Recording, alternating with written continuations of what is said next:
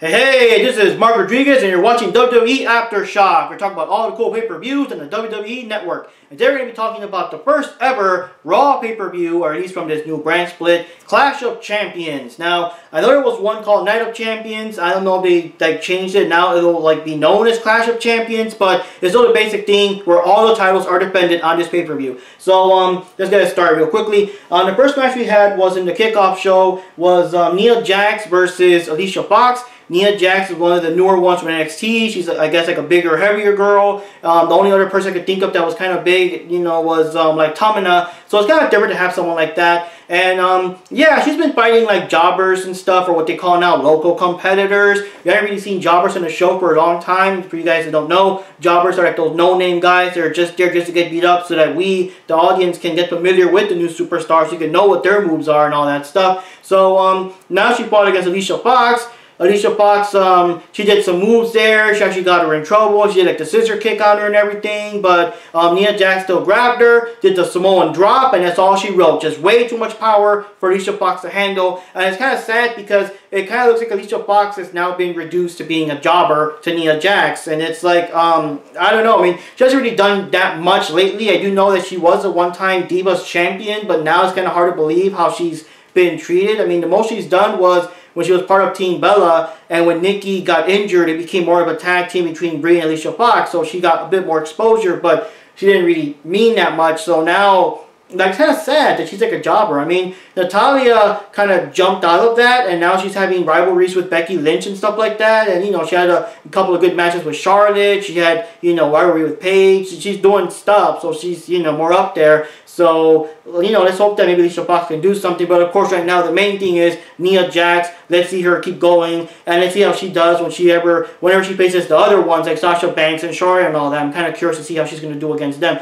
So, then we have, like, the real pay-per-view. We got the New Day, which is, of course, Big E, Kofi, and Xavier Woods going up against Luke Gallows and Carl Anderson for the tag team titles. And, yeah, for a moment there, me and Paige actually thought they were going to lose because they made such a big deal. Like, the New Day and the commentators all started boasting, just like that they've been tag team champions for 399 days, like only one day away to be, like, the big 400. They kept saying that so much that, I was like, oh, this is like foreshadowing. They're going to lose them now, aren't they? Because, yeah, if you notice, they keep doing that. Every time something in wrestling really happens, like they mention it a lot, it does happen. It does happen. So, yeah, I kind of thought they were going to do that. Like, if you guys watched the old Royal Rumble when Ric Flair won, he was like, I think the third guy in there, and they said like a million times, there is no way someone could be the third guy in there and win the Royal Rumble, and of course he won. So we thought it was that kind of foreshadowing, but no, New Day still rocks.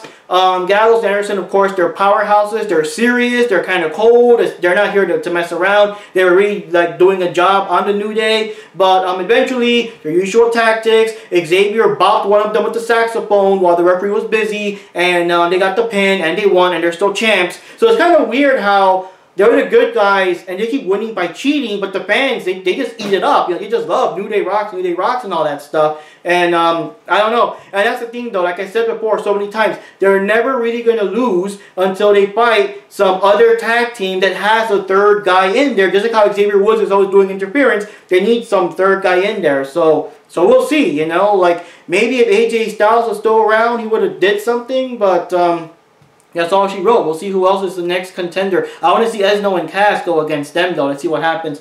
But anyways, now we got TJ Perkins defending the WWE Cruiserweight title against Brian Kendrick. Now, if you guys have seen the Cruiserweight Classic, it was only available on the WWE Network, where I believe it was 32, I'm not sure, but 32 guys from all over the world, all the super badass newcomers, new cruiserweights. They, had a big tournament. It was pretty awesome. Lots of incredible, amazing moves. Daniel Bryan was the commentator there. He did a very good job with explaining the moves and how technical they are, because there was a lot of matches that were technical, and some of them were, of course, all the high-flying action. And, yeah, Mr. Dubstep, TJ Perkins won the whole thing. And I don't remember the music from before. I don't remember. I haven't seen the Classic in a while. But now when he came to the ring, he had this, like like video game Nintendo, well mostly I should say Mega Man inspired theme, and even the theme says like max HP on like the view screen and stuff, like all video gaming and everything. It's kind of funny, I don't know, and like it just flat out sounds like something that would be in the Mega Man game, so it's kind of interesting. So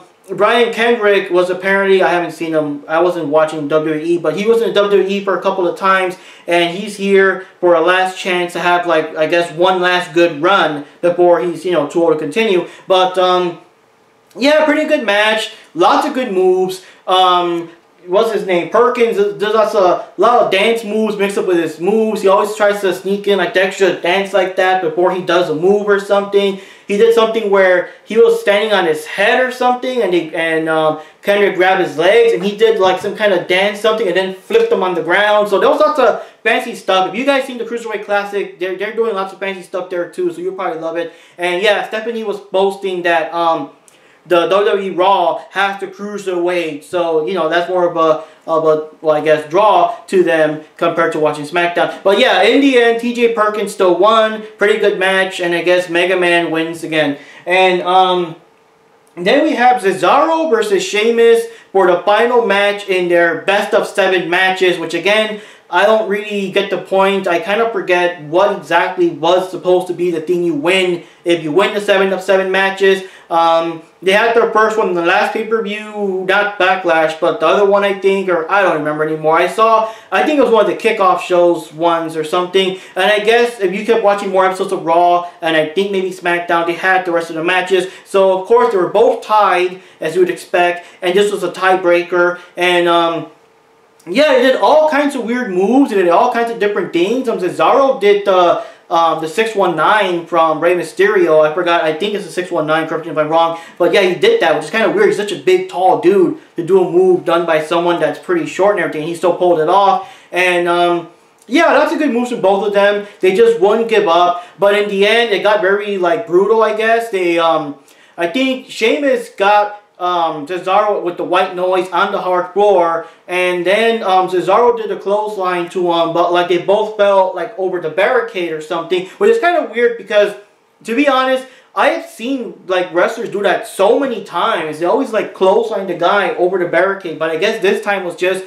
too like bad or something. I think Sheamus landed on his head or something. So both wrestlers were very, very bad shape, and the doctors came to check on them and stuff, and I guess Cesaro was more or less able to stand and get back in the ring, but Sheamus was just flat out pushed out. He had no choice. The doctors kept pushing him out and everything, and he forced whatever, like they just pushed him out. So the contest, it just ended in a no contest. Like technically speaking, Cesaro was the last man standing, and he played his little theme music and everything, but there was no contest, and they're both not happy about it. So I wouldn't be surprised if tonight's episode of Raw, there's probably some kind of rematch or something to just end it, but yeah, we'll see what happens there. But yeah, so I guess I could say Cesaro technically won, but you know, no contest.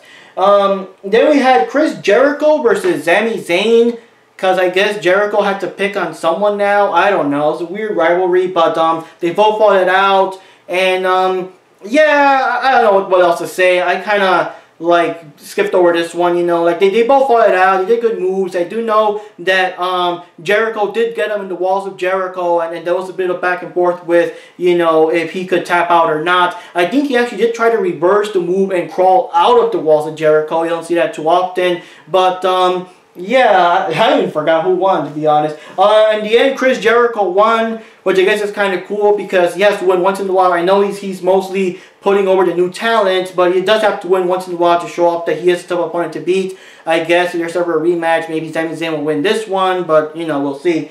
And then we had the triple threat match for the women's title, which is now called the WWE Raw Women's title, I guess. It's separated from the SmackDown Women's title. That's so weird with the brand split. But yeah, Sasha Banks, Bayley, and Charlotte, and they'll have to fight it out. And of course, yeah, it was like everyone was fighting it out. You know, Bayley was trying to at least see if she could kind of team up with Sasha Banks so they could both take out Charlotte or something. But no, Sasha was not having none of that. It was like everyone went for themselves the whole time. Bayley did some good moves on there too. It was a good chance for her to show off her repertoire and everything. But the thing is also, Charlotte still had the advantage because it's just like triple threat and no elimination. That left Dana Brooke open to cheat and do stuff without, like, you know, disqualifying the match or whatever. So yeah, lots of back and forth and a lot of like real close calls when Sasha Banks had someone in the bank statement, well, yeah, anyone, and Dana Brooke would yank the girl's legs out to break it, or, you know, some girl almost got pinned, Dana Brooke would pull that girl out. So they were making sure no one would lose because, and of course in a triple threat match, it doesn't matter who gets pinned. If anyone else wins besides Charlotte, she will lose her title, you know. So yeah, pretty intense. Near the end, I'm trying to remember, it was kind of weird placing. It was like Bayley was fighting against like Charlotte, and Bayley was up against the ropes, and like Sasha Banks was meanwhile trying to climb back into the ring. Charlotte kicked Bayley like up against the ropes that knocked Sasha Banks out. She fell like, you know, face first into the ground, and you know, that's enough for Charlotte to grab Bayley, pin her, and win. So yeah, Charlotte's still champion. You know, well, what can we say? We can't really say she fought clean because Dana Brooke was cheating all the time. I kept waiting for her to be kicked out. But yeah, we don't know what's going to happen. We don't know if this is going to spark a new rivalry between Bayley and Sasha Banks, because Sasha Banks basically wants her title back. She wants a rematch, so she's not happy that Bayley somehow got in there. I think there was a recent match where Bayley pinned Charlotte, and since she was able to pin the champ, that means that she does qualify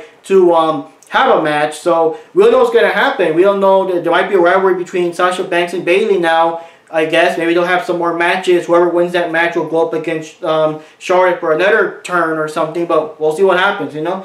But yeah, Charlotte still won. And then we had Roman Reigns versus Rusev with Lana there. And yeah, random rivalry. The only thing I know is that Rusev was celebrating his wedding with Lana and the birthday cake, the wedding cake, and Roman Reigns, for whatever reason, to just pick on him, comes up, and oh, the cake isn't so good. You know, I would have been more impressed by that. I was disappointed by that. I guess kind of like how Lana was on her wedding night. So that started off the whole thing. And there was another match. I think it was their pay-per-view match or something that didn't even start because Rusev just beat the living crap out of Roman Reigns before the match could even start. So now they had an official match with the U.S. title on the line. And what can I say? They both went at it. They both really fought it out. A lot of back and forth there. You know, Roman Reigns trying to dodge those lethal kicks of Rusev. Rusev trying to dodge the spear and the Superman punch and everything. There was one moment where Lana like distracted Roman Reigns so that Rusev could still get some moves in there. Rusev did get what's his name, Roman Reigns in the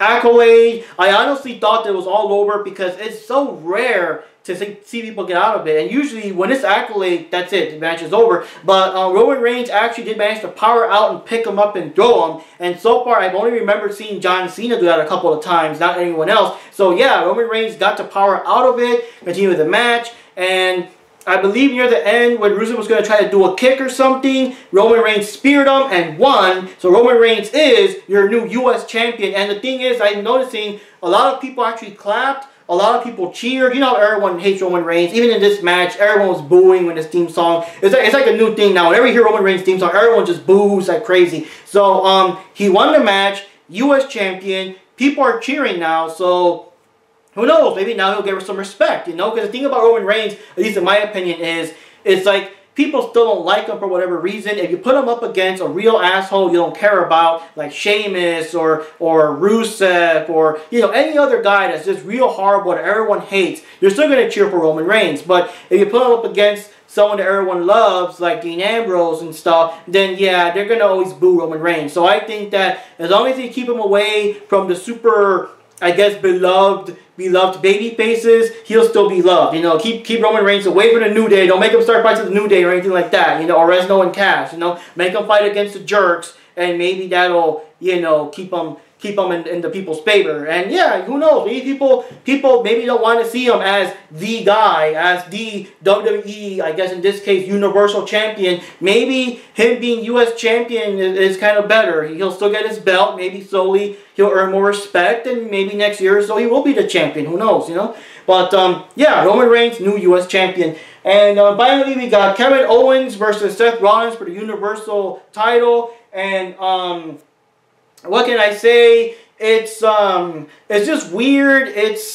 Well, what happened basically was in some match or something. I guess it was a 4-way match to decide who gets the title shot or something like that. And Triple H came back and been gone for a while. And it looked like Triple H was going to help Rollins defeat Owens. But then surprisingly, he attacks Rollins with what's it called, a pedigree, and gives the win to Owens, letting him know that, hey, now you're our guy. So now I guess Owens is the new Authority's favorite pick. And apparently Stephanie McMahon had no idea, just all Triple H's just random decision. So of course Seth Rollins is very pissed. And as we all know by now, Seth Rollins has been basically the bootlicker of the Authority for the longest time. And for the longest time, any match against him was basically a handicap match because he always had J&J Security and Triple H and Kane and who knows who else to come and cheat and everything for the Authority. So now they're picking someone else. And yeah, I kind of like it. I kind of like it. That yeah, something else.